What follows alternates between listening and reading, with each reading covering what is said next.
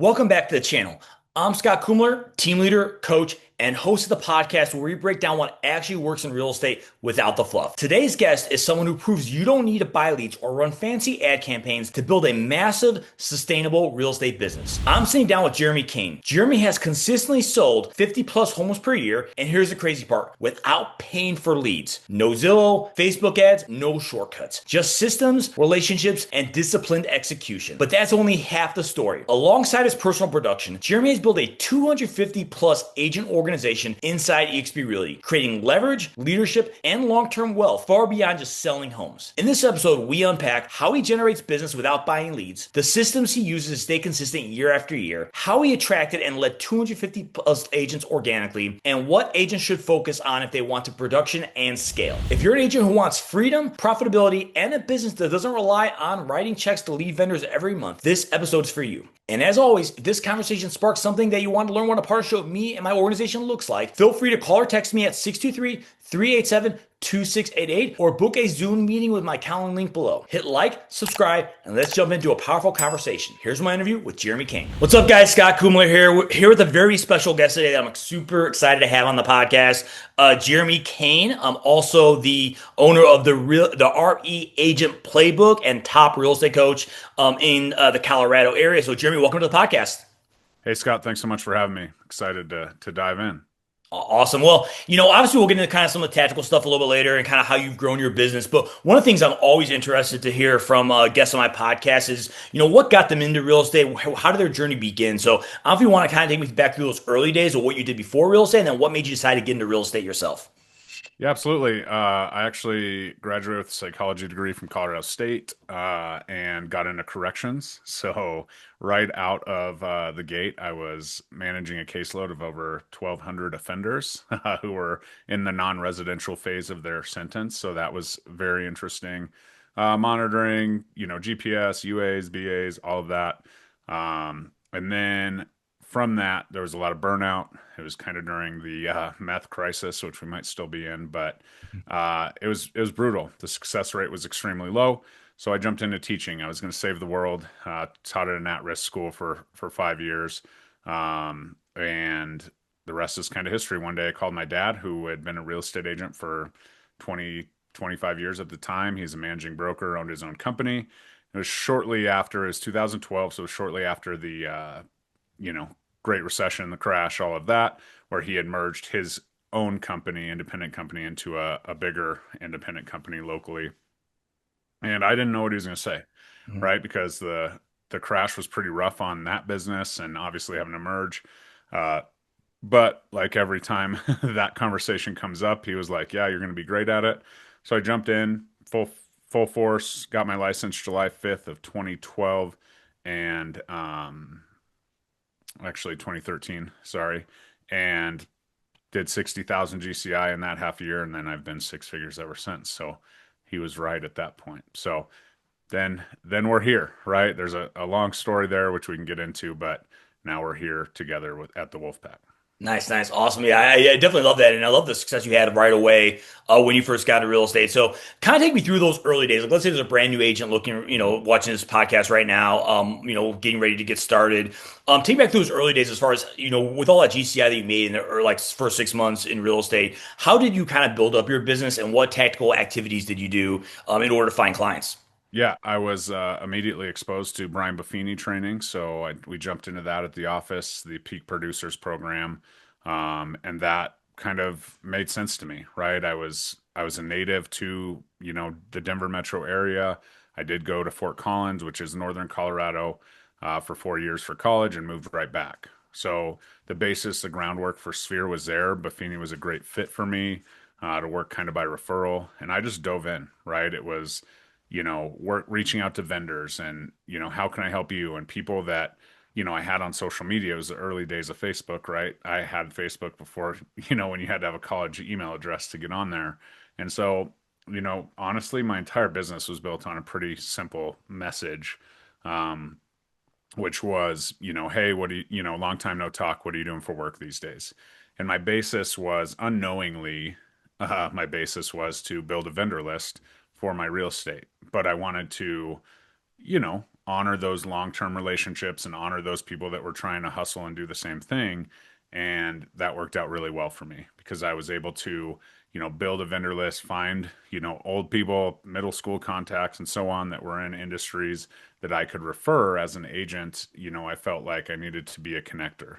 And if it wasn't for a purchase or a sell of a home, like if someone needed an HVAC contractor, a landscaper, so on. So that was kind of the basis that I took from the Buffini program, and really dove in full force, because if I can give those small businesses referrals, they respect the hustle and they reciprocate. Yeah, I love that. And I think the common misconception in real estate is that we're in the sales business, but at the end of the day, we're in the people business, right? And if you build meaningful relationships, and I think that's where a lot of agents kind of really struggle too, especially building those meaningful relationships, because everybody has a ton of leads right in their phone book, just having Yeah. those conversations. So, did you, when you were sending messages as far as to contact people as far as what are they doing for work? Was it based off of like social media? Was it text messaging? Was it That's both? Facebook Facebook? Messenger. Yeah. Awesome. And so I Awesome. could see, and then, the conversation went from there. I wouldn't lead with real estate. Typically, 75% of the responses would be like, I'm doing this. How about you? Right. And so that's an easy lead in, but I wouldn't want to focus on that. It wasn't, well, once that real estate word came out, it wasn't like I grabbed onto that and was like, hey, if you know anyone, please connect me. I didn't want to come off as desperate. So I just kind of took the relationship there, took it down the family route, whatever it needed to do. Very similar to, Ninja, Ford, family, occupation, recreation, dreams. Before that existed or I knew of it, I was kind of running a similar tactic. Nice, awesome. And I think you're telling me that like your high point, you sold over 50 homes in a year, and then kind of take me through the numbers. Because how much was and you said like like most of them were all referral based. Is that kind of correct? Yep. Yeah, 52 transactions in a single year.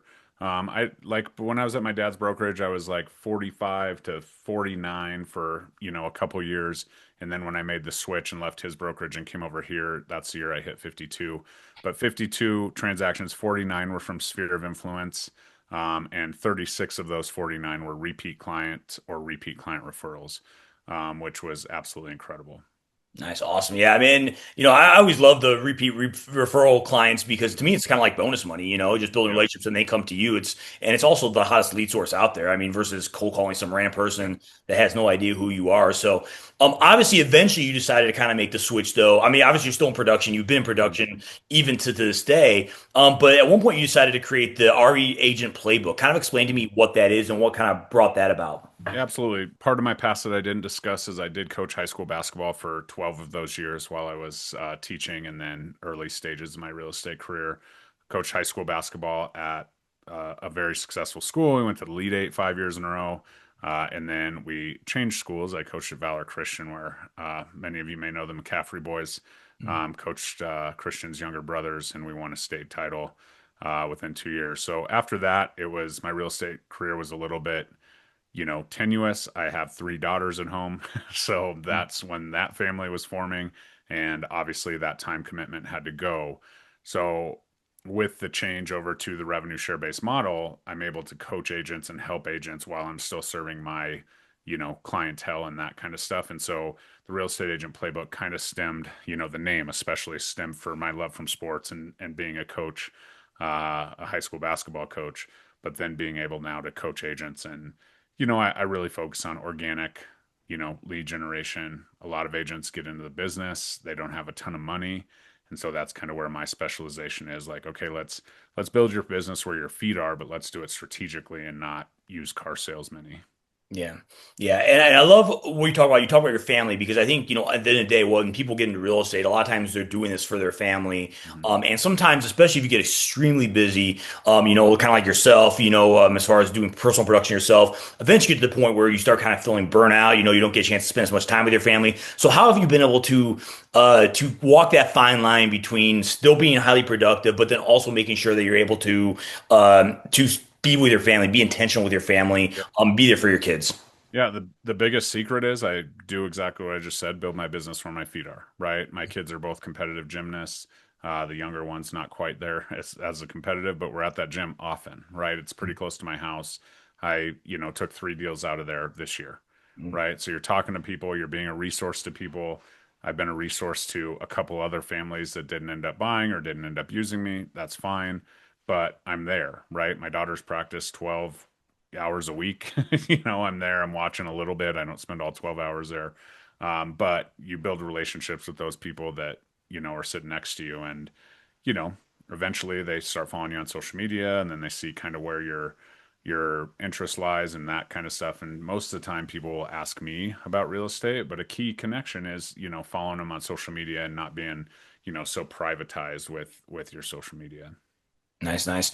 And then one thing else I want to talk about, because you kind of brought up a little bit earlier, is obviously we're both over in the Wolfpack organization here with EXP. How long have you been with EXP? And then correct me if I'm wrong, you were with your dad's brokerage first, and then you moved over to EXP, correct? Yep. Yep. And my dad did not come over. He actually went into retirement a couple years after I came over. So I've been here for 4.5 years. Continue to be in production. I'm a four-time icon agent working on number five right now, and have built my organization to approximately 225 agents over the years, as I go. So 4.5 years, I came over and I was like, I just want to be a 10-time icon agent. I'll worry about the attraction and recruiting later. But the end goal, even then, even though I didn't know that that was the wrong path to it, was to kind of be out of production in 10 years, Mhm. right? So I was like, well, I can't just leave production and leave, multiple six-figure income and then focus on agent attraction. The truth is, while I'm in production, agent attraction kind of comes naturally. I'm at events, I'm networking, and that really helps. So I decided to build it kind of simultaneously, which was not my plan coming over here, but it Mhm. makes a ton of sense now because it's a slow burn, Mhm. right? My production's here and my rev share's down here, and now we're kind of getting closer and closer. So it's a really exciting time. I'll be fully out of production by the time I'm 48, if my projections are correct, and be able to spend a ton of time with my kids as they, are in the high school years and those kind of things. Nice, nice. And one of the things I've talked about, especially within EXP, is I always tell, agents that I've talked to, that the organization that you join is going to have the highest impact on your experience with EXP because not every organization is kind of created equal. So obviously you joined the Wolfpack. How did you find the Wolfpack? And then what made you decide to join them and Mike Sherrard and this entire group? Yeah, it's kind of a roundabout story. And obviously leaving my dad's brokerage, that comfort, 8.5 years in the business, right? And leaving my dad's brokerage was a big deal, right? And so that was the first step. And I actually met Mike on a call during COVID. And he was talking about building a social media based real estate business in the worst market in the history of North America and Calgary, Mhm. even when we were cooking, right? Um, it was not a great market. So, I kind of started following him after that. It was actually a call that was put together by some luxury agents here in Colorado. And so I started following him and what he was doing, paid for some of his ad copy and some of his early courses. And unbeknownst to me, a guy named Louis Galt was on that call as well. And then I started seeing him, this cleaned up Scottish dude in a suit, which is really funny if you know Louis now. But I was like, why is this jerk running all my same ad copy? Well, turns out he was on that same call, got into Mike's funnel, and here we are. But when I was watching him, I had my eye on, and then one day I see that he did a collaboration video with Mike.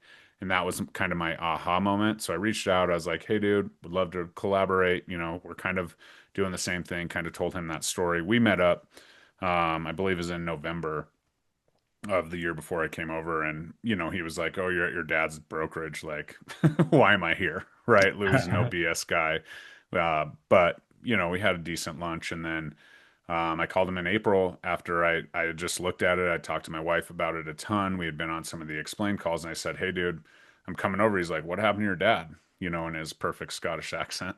I said, nothing. I said, I asked them if, I could get into some recruiting and retention and training so that we didn't, because I was an heir apparent to my dad's position at the company, right? And the employing broker, not my dad, was like, no, we're good with who we have. It's a very traditional, kind of thing. It was a transaction shop, so they didn't have a lot of money to throw around. And I was like, okay, dude, well, I'm not going to sit around and do what my dad did, litigation and, that agent hotline without having my hands in the training and stuff like that. So I took the jump. I did call the employing broker and ask him, one last time if he was interested in putting something or a position together like that for me. And he said no. So here I am, but I'm forever grateful for that conversation, because EXP was a perfect solution to my problem. I love coaching. I have no liability. I'm in 39 states and 4 countries, which I couldn't have done at my, local transaction shop here. And so that's where it kind of all evolved. Nice, nice. And then also too, I wanted to ask you, obviously now we're both over at EXP, and one of the things I keep seeing from you and multiple other people within the Wolfpack is advertisement for Carbon Collective. Mhm. So I want to hear a little bit more about that because obviously that's a kind of a coaching program as well too, right? Is Yep. that correct? And then you can plug people into it. And I think you partner, and I don't know if it's just like your whole organization or if you have outside people help with that as Yep. well too. But kind of take us through like how that came about and how Carbon Collective was kind of invented. Yeah, it's an evolution of what EXP is, right? EXP originally sold the model. Everybody who saw the model and saw the light would come over, they were here, right? About the time I came over, a year after Mike Sherrard came over, it started being about features, right? We have the Social Agent Academy, we have a ton of that. Now other lines have built features in, whether it costs money or not. I think Mike kind of evolved, the EXP model, if I, could guess, and from my perspective. And we started seeing, okay, we have these numbers, right? But these numbers aren't matching. There's so much left on the table.